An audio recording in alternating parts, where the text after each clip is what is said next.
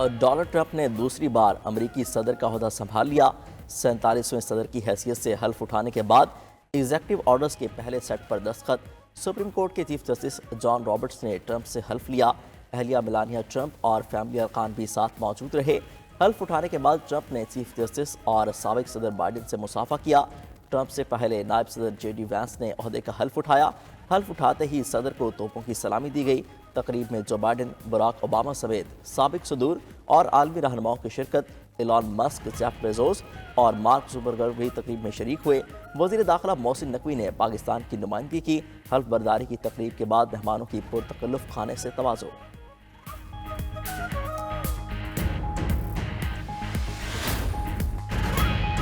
امریکی صدر Donald Trump کے پہلے دن ہی بڑے بڑے وعدے، امریکی تاریخ کا سب سے بڑا ڈیپوٹیشن پلان کا اعلان کر دیا۔ کہا غیر قانونی تارکین وطن اور جرائم پیشہ افراد کو فوری واپس بھیجا جائے گا۔ امریکہ میکسیکو سرحد پر قومی ایمرجنسی نافذ کرنے اور فوج تعینات کرنے کا بھی اعلان کر دیا۔ پاناما کینال واپس لینے اور خلیج میکسیکو کا نام بدل کر خلیج امریکہ رکھنے کا وعدہ بھی دہرا دیا۔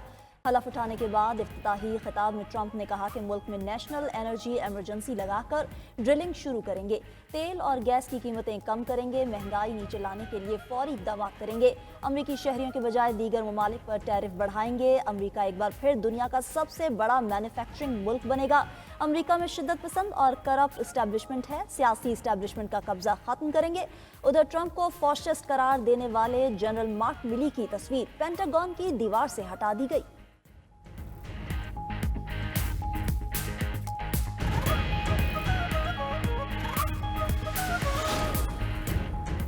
امریکی صدر ڈونلڈ ٹرمپ نے سابق صدور کو سامنے بٹھا کر کھری کھری سنا دی۔ کہا سابق انتظامیہ نے خطرناک جرائم پیشہ افراد کو تحفظ اور محفوظ جگہ فراہم کی۔ دوسرے ممالک کی سرحدوں کی حفاظت کے لیے لامحدود فنڈنگ کی گئی۔ پچھلی حکومت امریکی سرحدوں کی حفاظت کرنے میں ناکام رہی۔ حکومت گھر پر ایک عام سے بحران کا مقابلہ بھی نہیں کر سکتی۔ امریکہ کا صحت کا نظام سان ہے کہ وقت کام نہیں کرتا۔ ہمارا تعلیمی نظام ایسا ہے جو بچوں کو خود پر شرم محسوس کرنا سکھاتا ہے۔ یہ سب آج سے تبدیل ہونا شروع ہو جائے گا۔ ڈونلڈ ٹرمپ کا امریکہ سے تمام سرکاری سینسرشپ ختم کرنے کا بھی اعلان۔ بولے ملک میں آئین اور قانون کی بالادستی لائیں گے، کسی کو امریکہ کا ناجائز فائدہ اٹھانے نہیں دیں گے۔ جہاں امریکی مفاد کو نقصان پہنچا وہاں امریکی فوج استعمال کریں گے، دشمنوں کو عبرتناک شکست دیں گے۔ میکسیکن منشیات مافیاز کو غیر ملکی دہشت گرد نامزد کریں گے۔ مشرق وسطیٰ میں قیدی اپنے گھروں کو لوٹ رہے ہیں۔ ٹرمپ کا مریخ پر خلائی مشن اور خلا نوردوں کو بھیجنے کا عزم۔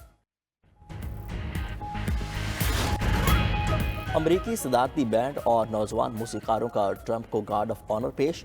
شاندار پرفارمنس پر حاضرین نے خوب داد دی۔ شدید سردی کے باعث تقریب ان ہاؤس ہوئی۔ کئی عالمی مہمانوں کے لیے ان کے کمروں میں حلف برداری تقریب دیکھنے کا اہتمام کیا گیا۔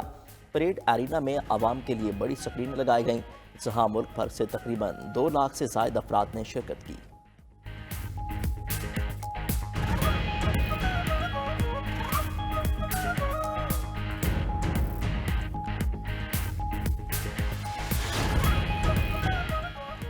عہدہ چھوڑنے والے جو بائیڈن کا نئے صدر ٹرمپ کے لیے خط۔ بائیڈن کا کہنا ہے کہ ٹرمپ کے لیے اوول آفس میں خط چھوڑا ہے، اس کا متن نہیں بتائیں گے، یہ ٹرمپ اور ان کا معاملہ ہے۔ 2021 میں ٹرمپ نے بھی عہدہ چھوڑتے وقت جو بائیڈن کے لیے خط چھوڑا تھا۔ جو بائیڈن نے ٹرمپ کے خط کو بہت سخت قرار دیا تھا۔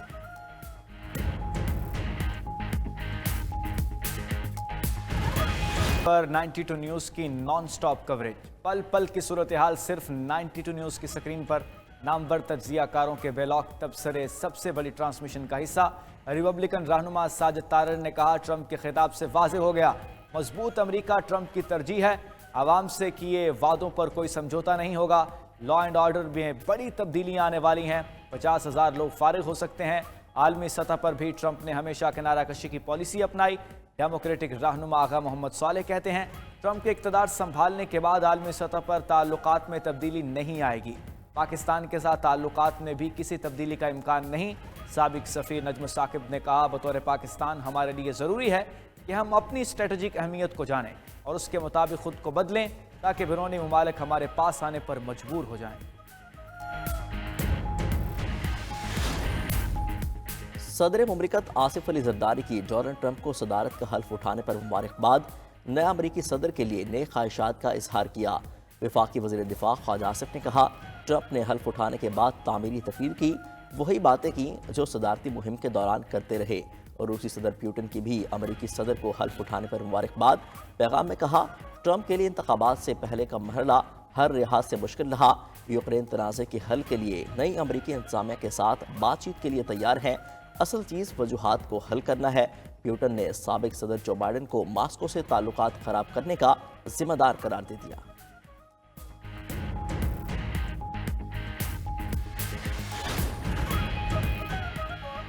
वज़ीर आज़म शहबाज शरीफ से स्पीकर कौमी असम्बली अयाज सादिक की मुलाकात, मुल्की सियासी सूरत हाल और पार्लिमानी अमूर पर गुफ्तगू। स्पीकर ने हुकूमत PTI मुज़ाकरात से मुतालिक आगाह किया। ज़राए के मुताबिक मुज़ाकराती अमल को आगे बढ़ाने के लिए तजावीज़ भी दी। वज़ीर आज़म शहबाज शरीफ का 8 फरवरी को यौम तामीर और तरक्की मनाने का ऐलान। वफाकी वज़ीर इत्तलात अता तारड़ ने बता दिया, कहा 8 फरवरी को मुल्क में तामीर और तरक्की के दौर का आगाज़ हुआ था।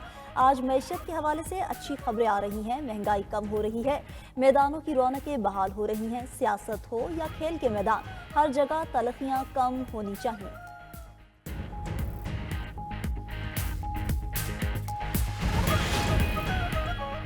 हुकूमत का 9 मई से मुतालिक जुडिशल कमीशन न बनाने का फैसला। ज़राए के मुताबिक हुकूमती मुज़ाकराती कमेटी ने PTI के मुतालबात का जवाब तैयार कर लिया।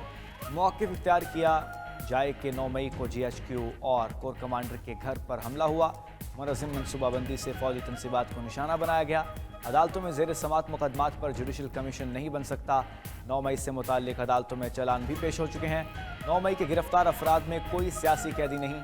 26 नवंबर से मुतालिक लापता या गिरफ्तार अफराद की फहरिस्त दिए बगैर बाजियाबी या रिहाई मुमकिन नहीं। सेनेटर इरफान सिद्दीकी का कहना है, हुकूमती जवाब से मुतालिक मीडिया में आने वाली खबर में सदाकत नहीं। अभी तक PTI के मुतालबात का कोई जवाब तैयार नहीं किया। अब बानी PTI ने कहा है कि 7 दिन में कमीशन ना बना तो चौथी मीटिंग नहीं होगी। मामलात अदालतों में होने के बावजूद जुडिशल कमीशन बन सकता है। कानून में कोई कदगन नहीं। चेयरमैन PTI बैरिस्टर गौहर का रद्दअमल। मजीद कहा, आर्मी चीफ से मुलाकात अमन अमान से मुतल्लिक हुई।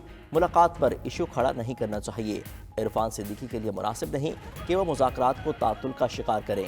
अलीमा खान बोली, 190 मिलियन पाउंड रेफरेंस केस में सज़ा इसलिए सुनाई गई कि बानी PTI डील कर लें, मगर बानी ने वाज़े कहा कि वो कोई डील नहीं करेंगे। फैसला देखकर सबको समझ आ गई सियासी इंतकाम में हमारी अदलिया की किस तरह इस्तेमाल होती है। असद कैसर ने कहा कि 190 मिलियन पाउंड केस में सज़ाओं के खिलाफ हाई कोर्ट में रिट कल दायर करेंगे। बानी PTI और बुशरा बीबी ने सज़ा के खिलाफ अपील पर दस्तखत कर दिए। अपोजिशन और हुकूमत में मैच नहीं, मुज़ाकरात चल रहे हैं। सियासी इस्तेहकाम के लिए मुज़ाकरात के अलावा कोई ऑप्शन नहीं। चेयरमैन सेनेट यूसुफ रजा गिलानी का कहना है कि स्पीकर ने तहरीक इंसाफ और हुकूमत को बातचीत के लिए प्लेटफॉर्म फराहम किया। सब मिलकर पार्लियामान के मस्बत इमेज को बेहतर बना सकते हैं। सेनेट में इजहार ख्याल करते हुए शिबली फराज ने कहा, बानी PTI को ऐसे जुर्म में सज़ा सुनाई गई जिसमें बानी को एक पाई का भी फ़ायदा नहीं हुआ। आपने मुकाबला करना है तो सियासी तौर पर करें। सेनेटर इरफान सिद्दीकी ने जवाब दिया कि ट्रस्ट का काम वो लोग करते हैं जो हुकूमतों में नहीं होते। शिबली फराज इस मामले को मजहब की आंख से ना देखें, सियासत को सियासत ही रहने दें।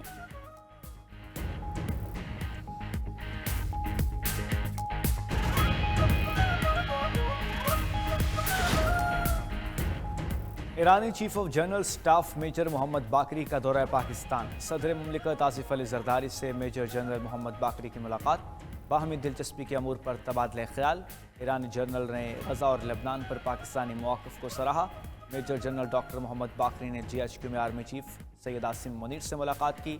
दोनों मुल्कों का दहशतगर्दी के खिलाफ मुश्तरका इक़दामात पर इतफाक़। मेहमान ने यादगार शहदा पर फूल भी रखे।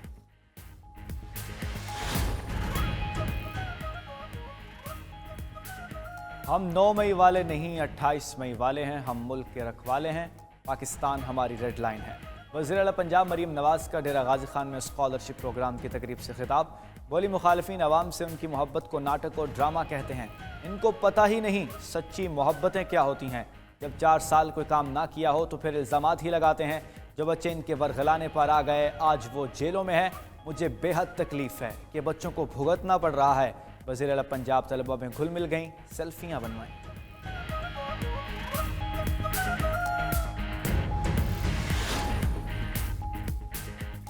पंजाब में मुताला पाकिस्तान की किताब का टाइटल मरीम नवाज़ की तस्वीर होनी चाहिए और किताब का नाम मेकअप पाकिस्तान।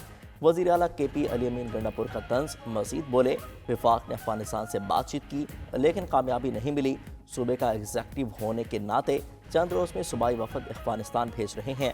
وہ صوبائی وفد کے بعد تمام قبائل کے مشران جا کر افغانستان میں بات چیت کریں گے۔